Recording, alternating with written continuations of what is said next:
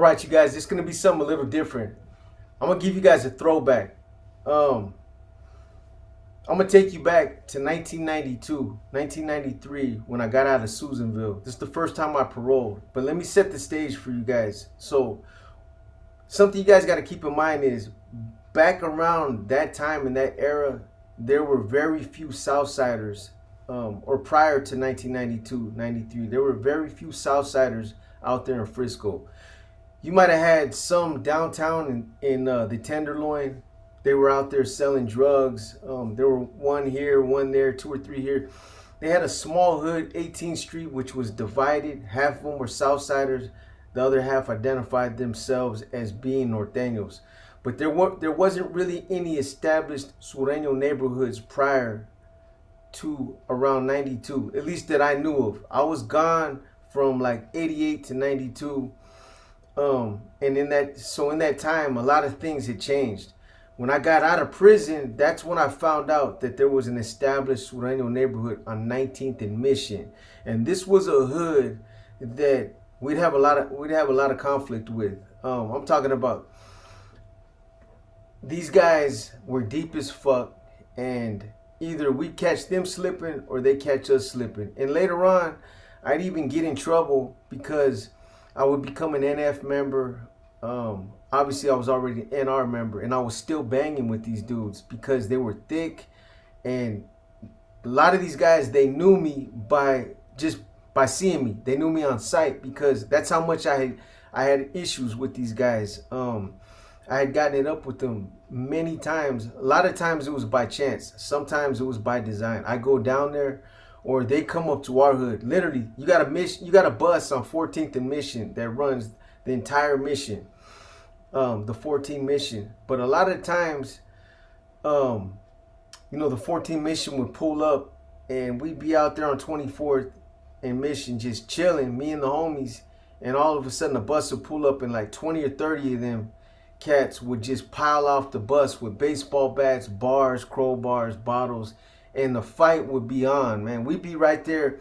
There's like a little parking lot on so on 24th and Mission, that's considered my hood. That's where my hood starts. But right behind, there's a McDonald's right there. Right behind McDonald's, there's a parking lot. And that's where a lot of the homies used to pull their rides right there, and they get out, roll the windows down, and they turn their radios on. They be bumping, and we be out there chilling, drinking and shit. There's a bench right on the corner. That's that bench has a lot of history in my hood on 24th and Cap. But years as the years would go by from 92 up until like 96, I would go down to 19th, and I get into it with these dudes, or they come up there, like I said, and they catch us slipping. But I'm gonna run down one situation to you guys where basically I took an L, and that situation that they had caught me in, they could have killed me and they should have killed me. And I got lucky, man, and I'm gonna tell you guys how. So I used to live with my daughter's mom on 16th and Cap, which is like 3 blocks down from where their neighborhood is. But so this is the way the Mission is set up. So you got 16th, 17th, 18th, 19th and Mission is where the Sureño neighborhood is, and then you got 20th, 21st, 22nd, 23rd, and then 24th. That's where my neighborhood was. So where I lived and where the Sureños were at, they were right in between where I was living in my neighborhood. So in order for me to get up to my hood on foot, I'd have to walk through 19th Street. Obviously, I wouldn't walk on 19th and Mission where they would be at. I'd try to walk around, either go up Valencia and hit 19th up that way, or come down the other way, stay on Cap and try to slide through. But sometimes they spot me, and this one particular time that I'm gonna run down to you guys, they did. So for all you 49er fans, or for all you sports enthusiasts that know the dates and remember the dates, the situation or the incident that I'm going to talk about happened on the 49ers either won the NFC Championship game that day. They won um, one of the playoff games, or they were going to the Super Bowl. Something happened. The 49ers had won something, and everybody was out that day. So, I wanted to go up to my hood and kick it because I knew all the homies were out. The 49ers had just won something that day, and I wanted to go up there and just chill with the fellas, man. And at that time, my daughter's mother was 6 months pregnant with my daughter. So anyway, being the dumb youngster I was, man, I'm fresh out the joint. I'm yoked up, swole like a motherfucker. Um, I still got that glow. That a lot of guys that get out of prison have, and you know, I wanted to go kick it with the homies that night, man. So I flame up. You know what I mean? I throw on some fucking, I throw on a red sweatshirt, red baseball cap. I take a red rag, I throw it in my back pocket. Stupid ass little youngster.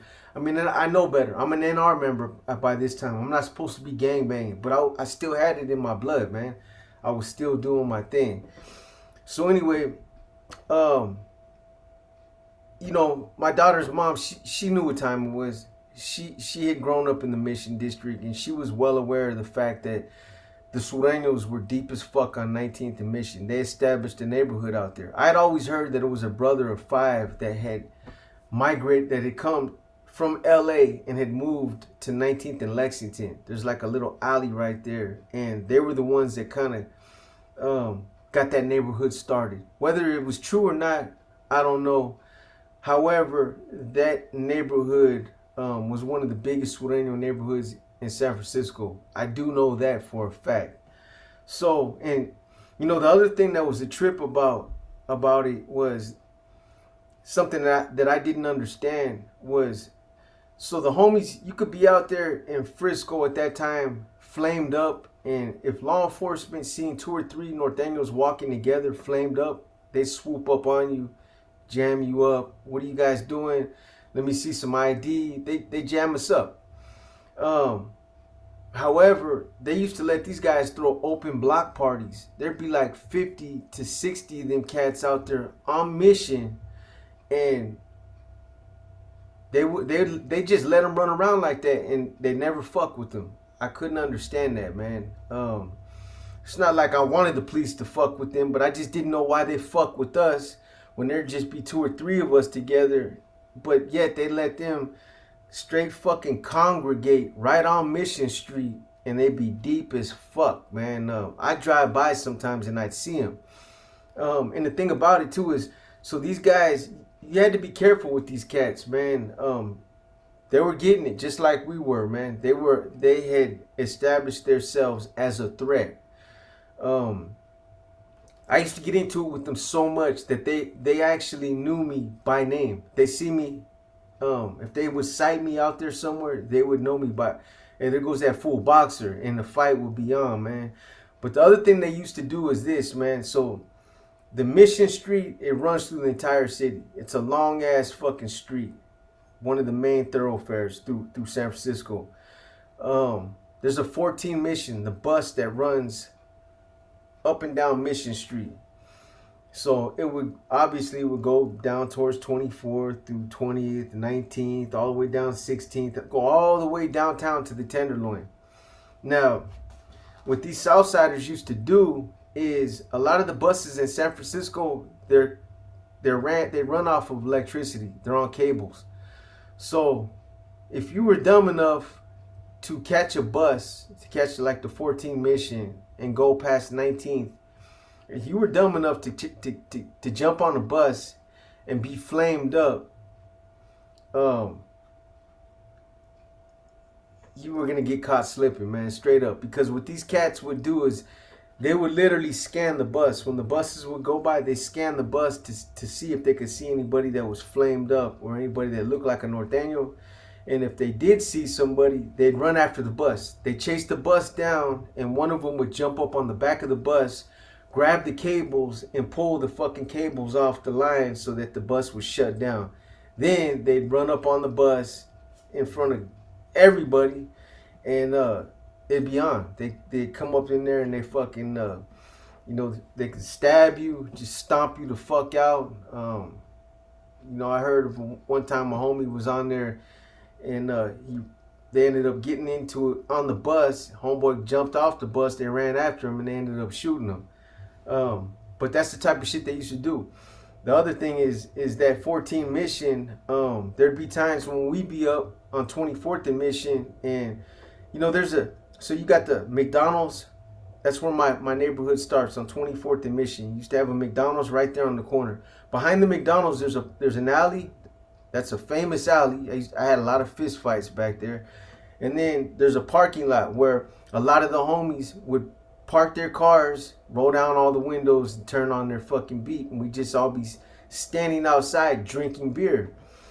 And then right there on 24th and Cap, you got a fucking bench that has a lot of history. There's a lot of history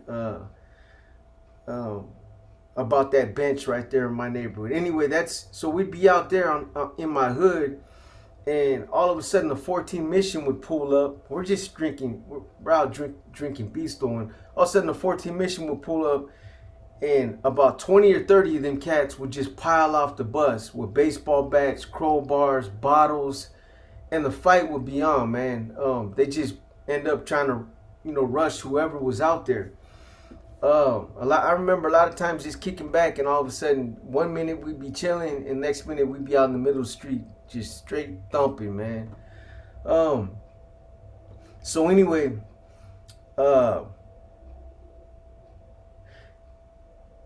like I said, I don't know what the 49ers did that day. They won the Super Bowl NFC Championship game. If they won just one of the playoff games, but everybody was out thick that night, and I wanted to go up to my hood and kick it because I knew everybody was out. You know what I mean? So, like I said, I got flamed up. I think I threw on a red jersey, threw on a red hat, and I threw a red rag in my back pocket.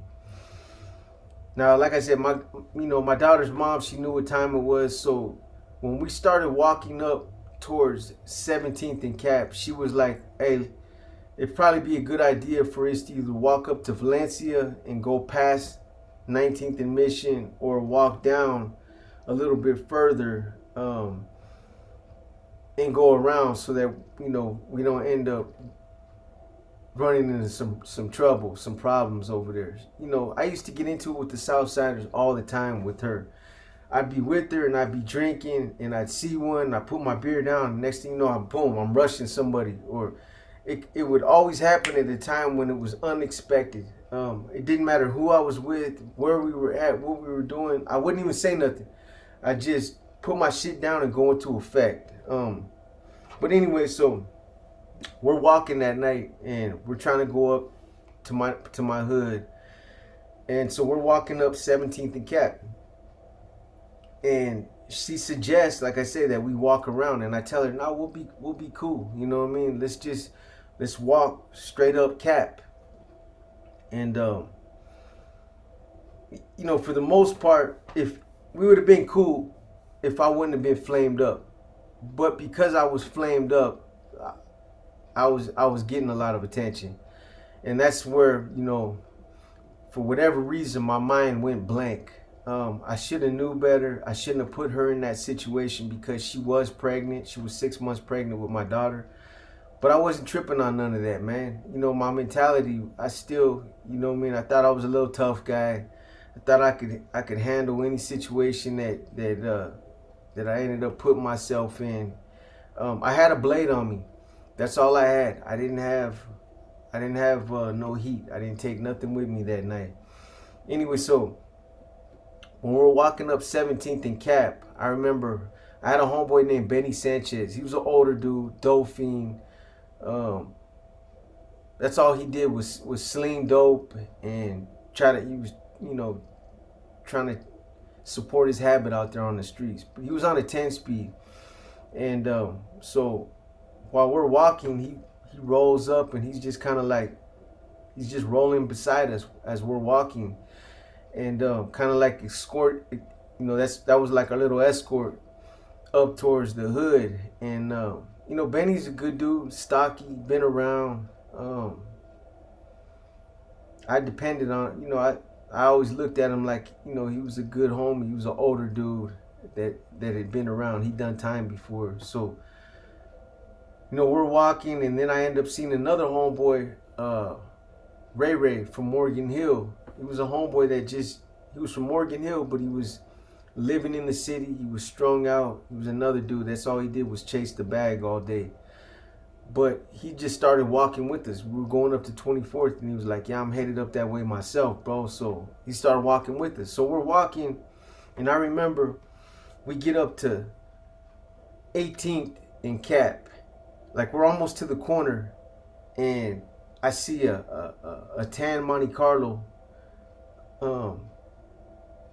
drive. I see it come. It rolls by, but it starts to slow down. And I can see there's 4 cats sitting up there, 4 deep. And I can tell they're Southsiders. One guy's on a beanie, you know what I mean? They just got that look, man. And I look at the homie and I tell, hey, don't say nothing, bro. Just keep walking. You know what I mean? Because she's pregnant. My daughter's mom was pregnant. And I wasn't trying to get in no shit. At least that's how I was thinking. You know what I mean? If I would have used my brains, I wouldn't have flamed up and I wouldn't have put a red rag in my back pocket. But it is what it is, man. So I tell him, don't say nothing, just keep walking, man. And just, I'm not trying to go there tonight, bro. So from the time that we seen them, in retrospect, I know what happened now. I know they went around the corner. They pulled up to 19th in Mission where their homies were at, and they probably told them there's some fucking busters around the corner. They're walking up towards 20th and Cap right now. Get them motherfuckers, man. And that's what they did. So anyway, we passed 19th and Cap, and we're walking up towards 20th and Cap. So what these guys did is they ran up to 20th and cut over. I didn't know it yet, but that's what they did. Now when we're walking to 20th, there's like a movie theater between 19th and 20th, and there's a parking lot right there, and then there's a ramp. So you can go on Mission, and you can drive into that parking lot and go up that ramp and end up on Cap Street. So it's like in the middle of the block, you can cut through instead of going all the way around the corner. So we're passing that, and I'll tell you why I mentioned that in a second. So when we get up to 20th in Cap, when we get there, we're almost at the corner.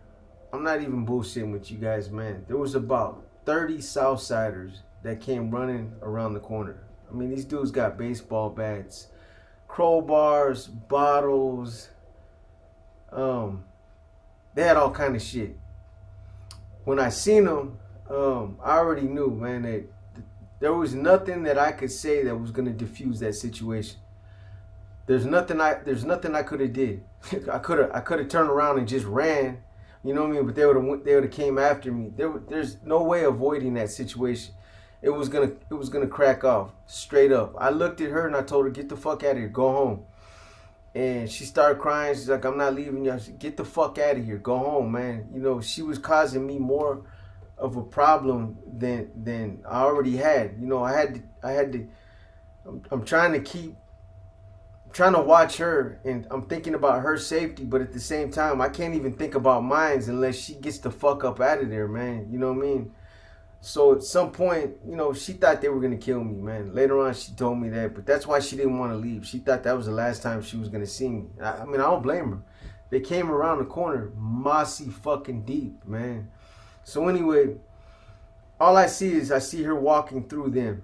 She's walking through them. She's walking up towards 20th. And there's a lot of youngsters there. A lot of these guys were like 16, 18, and then there was a bunch of them that were in their 20s, in their mid 20s. I was 22 at that time.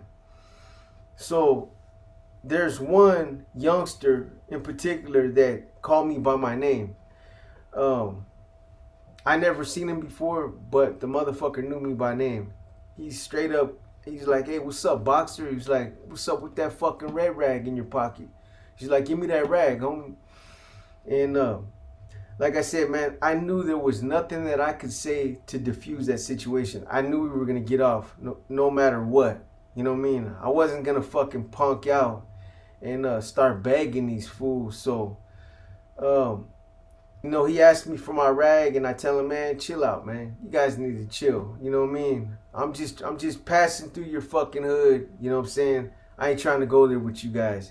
And they're like, fuck that. Give me that fucking rag, you fucking buster. And this little youngster was about 4 feet away when he tried to get me to hand my rag over. And then he reaches over and he tries to grab it himself. And when he tried to reach over and grab it, that's when I cracked him, man. I cracked him, and as soon as I cracked him, it just set it off.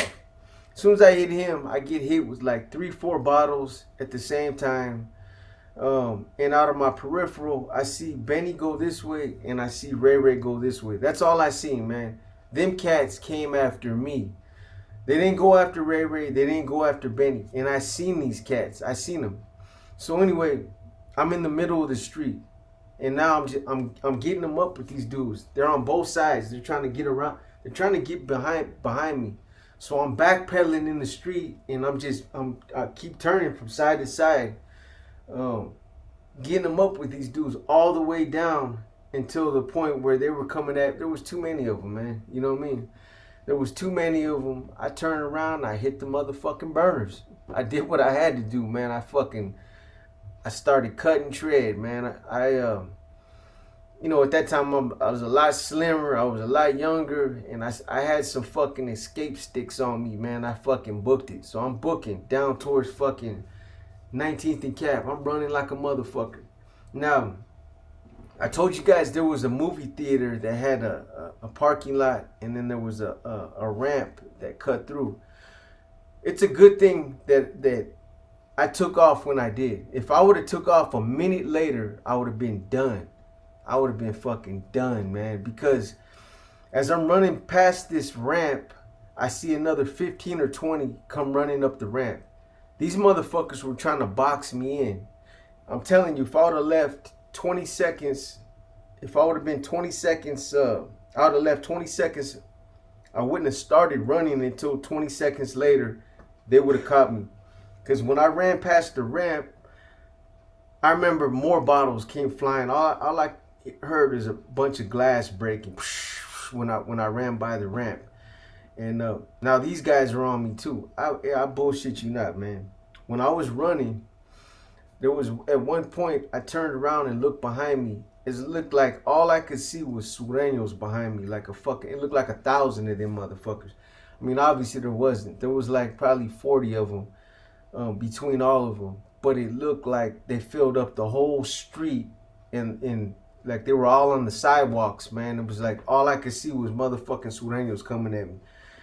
Anyway, I'm running like a motherfucker, man, as fast as I can. I know that if I lose my footing, or if I let them get me down, it's a wrap. It's over. These dudes killed a couple of my homies the same way. They stomped them out. They caught them slipping. One homie had a flat in their hood, and as they're out there trying to fix the flat, they jumped out, dogged them the fuck out, man. Eddie from Eddie Mestis Capone from 38th Street, Oakland. He came out there. They caught him the same way. They ended up beating him to death with baseball bats. Anyway, I knew that if they caught me off my feet, or if they got me off my feet, that it was a wrap, man. So, you know, that part of the mission. The other thing is this: I'm running. I'm looking for a fence to hit, a backyard fence, anything. But the houses in that part of the mission are all connected. They're side by side. There's no backyard fences to hit. So I was fucked, man. So I end up running down to 19th and Cap, and on the corner there's a liquor store. I run in the liquor store, run in. I don't say nothing to the dudes working in there. I just run in. I run around the fucking the counter and get behind the register where these guys are working. and I duck down. I squat down. Before these dudes can even start asking me, like, what the fuck am I doing? These dudes start piling in the store. They start coming in. We know he came in there. Where's he at? So I can just hear them all coming in. I hear them. All the movement.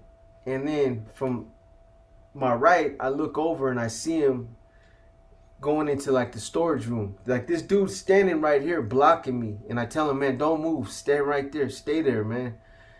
And these dudes start breaking shit in the store. They start fucking up the store, man. These dudes stood there for a minute, but then they panicked and they both ran out the store. So now when these dudes are coming out of the storage room, they look over and they see me. The fight's on now. I jump, I pop up. The only thing I can do is get on my feet and start fighting with these dudes. And that's what I did, man. They were trying to come around this side, and they were trying to come around this side, and then they were trying to come over the fucking counter. There was one dude that was standing on the counter with a wrench, swinging the wrench, trying to crack me in the head. He actually cracked me one time. Another one picked up the coffee pot. You know how a lot of liquor stores have hot coffee that they sell, and they'll have it brewing. Well, this motherfucker picked up the whole coffee pot, threw it, hit me right in the fucking head with it. Now I got hot coffee and glass all over me. Like I said, man, I knew if they knocked me off my feet, it was a wrap. So I was literally fighting for the will to survive, man. If those dudes would have had a knife, some type of blade or something, man, it would have been a wrap for me. A gun, I guess it wasn't my time, man. So anyway, I'm in there. I'm slinging them with these dudes. There's a couple of them that are grabbing like canned food and other shit from the shelves, and they're throwing it at me. They're trying to fucking hit me with shit, throwing it. These dudes are still trying to come around. I'm still fighting with them, man. I'm going at it with them. It got to a point where the only thing I could do was I grabbed a potato chip rack, picked it up, and pulled it into a corner, and I held on to it. And they're trying to pull it from me, and I'm holding it, and they're still throwing shit at me, and it's hitting the rack. Glass is breaking. I'm getting sprayed with shit, disinfectant, fucking liquor, hard liquor, beer. Anyway, man, eventually they pulled the rack away from me. Now I'm getting them up with them again. Now I'm in the corner, just going at it with these fools. I got 2 bombs. I'm dropping bombs, you know what I mean? But there's like 8 of them that are coming at me. There's like 4 dudes that they're hitting me and I'm hitting them, you know what I mean? But we're just going. Oh, my shoe. No, seriously, man, no. I'm going at it good with these dudes. And then finally they start to fucking, and I knew, and I was waiting for this. I knew that eventually they were gonna start to retreat. They were gonna get up out of there because the cops were gonna come. Somebody's gonna call the cops, and that's, you know what I mean. It couldn't have came a minute sooner. I was waiting for it, and they start piling out. But there's the dudes that I was getting them up with that were right there. They stayed back for a minute, and we're still fighting, man. They were on me pretty good for a minute. And then finally, one by one, they start leaving. So anyway, I stood there for a minute after they had all cleared out, and I'm standing there. I got coffee on me, man, glass all in my face, and you know what I mean, in my hair. I had a little lightweight fade back then. So eventually, I walked through all kind of shit because they tore the store up, man. They tore all shit off the shelves and shit, and I'm walking through merchandise. I walk out, and the neighbors that either lived on top of the store or next to the store, some white dudes, and they walk out and they're like in their fucking pajamas, in their house slippers, and they're like, "Damn, dude, that was you in there fighting with all them guys, man. That's fucking crazy." Yeah, man, yeah, that was me. You know what I mean? Figure it out. You know what I mean? I'm burnt, hot coffee all over me. I'm lumped up. I'm leaking. You know what I'm saying? Anyway, right after that, I get ready to start walking down back towards 16th. SFPD pulls up. 2 females. They pull up. "What's going on, sir? You know what's happening?" I'm like, "What do you think happened? Figure it out." I'm a Norteño, and I'm flamed up, and I'm in the wrong neighborhood. And they start laughing. They're like trying to pick glass out my hair. I'm like, I'm cool, man. I'm good, man. Look, I was with my baby's mom. She's pregnant. You know what I mean? She walked up towards 20th. Is there any way you guys can go and make sure she's okay? That's what I was worried about, man. So they were like, yeah, you know, what's she wearing? I told them what she was wearing. So anyway, they drive off. They spin off, go up there to look for her. I cut back towards 16th. I start walking down. I'm furious, man, because I seen Benny leave and I seen Ray Ray leave. It's like neither one of them motherfuckers helped me, man. I don't give a fuck what they said. I seen them out of my peripheral, both of them. They booked it. They weren't trying to get involved. Them dudes were deep as fuck and they had weapons and they seen them. I seen them. Anyway, when I'm walking down towards like 17th or 18th, so I see Benny before he sees me, and right away he puts his hand over his eye as soon as he sees me. So now he's acting like his eye is busted. So I walk up to him and I'm like, what's up, Benny? And he's like, what's up, boxer? He's like, damn, man. He's like, fuck, that was crazy. I'm like, why the fuck you take off, bro? And he's like, man, I didn't take off, man. He was like, bro, they were all on you. He was like, they had me hemmed up on the fence, bro. They knocked me off my bike and everything, man. He was like, I followed your girl, make sure she was okay. And I'm like, this motherfucker, man. Hey, bro, I'm gonna tell you like this, homie. You better hope nothing happened to her. That's all I'm telling you, man. You better hope nothing happened to her, Benny. So I start walking towards 16th and Cap, and you know, I'm looking for Ray Ray, but I don't see him until later. I end up seeing him later. Same thing. I lost respect for both those dudes, though, man. I didn't fuck with neither one after that. Ray Ray, I always thought he was a good homie, but you know, them dudes, they straight ran on me, man. I'm not making up no shit. That's some real shit. Both of them pissed on themselves. Anyway, you know, I took a L that night, man. You know, I didn't get stomped the fuck out. You know what I mean? I didn't get mollywopped. But I mean, what do you expect? 30, 40 dudes, man. You know, like I said though, I'm fortunate. I'm lucky that they didn't have a weapon, and that you know, I didn't catch a bullet or something like that, man. I righteously was expecting it, especially when I was in the store and they were all up in there. It was like 20 something dudes in a little liquor store. The whole store was full. But I think it kind of worked against them. It was so many, they couldn't get at me. They couldn't get to me. Only so many could around the counter. Anyway, you know, that was just one of many incidents I would have with those guys. That was an incident where they caught me and they should have had me, but they didn't. You know what I'm saying? I lived to see another day, and I did, man. I went back to my baby's mom's house. I ended up washing all the glass off me, threw on another shirt, and like I told her, I'm gone. I'll be back. And she was begging and crying. She thought I was dead until I rang the doorbell. But I was like, hell no. Hey, I'll be back. I gotta go fucking do this. And I called up another homie and we went back up there and we did our thing that night, man. And that was just one of many times that we did our thing. You know, they were worthy adversaries. I'll tell you that. 19th Street. Them dudes were with the business, and we clashed with them. I clashed with them many times, man. I've stabbed a gang of them, and like I said, they knew me by name. I got stuck by a couple of them. You know what I mean? They stabbed me in the arm. One of them stabbed me in the elbow. I'll be talking about that incident in my Inner Demons episode. One of my episodes, future episodes, soon. But anyways, this is just one of many short stories that I'm going to be sharing with you guys, man. I just wanted to tell you about one of the L's that I took.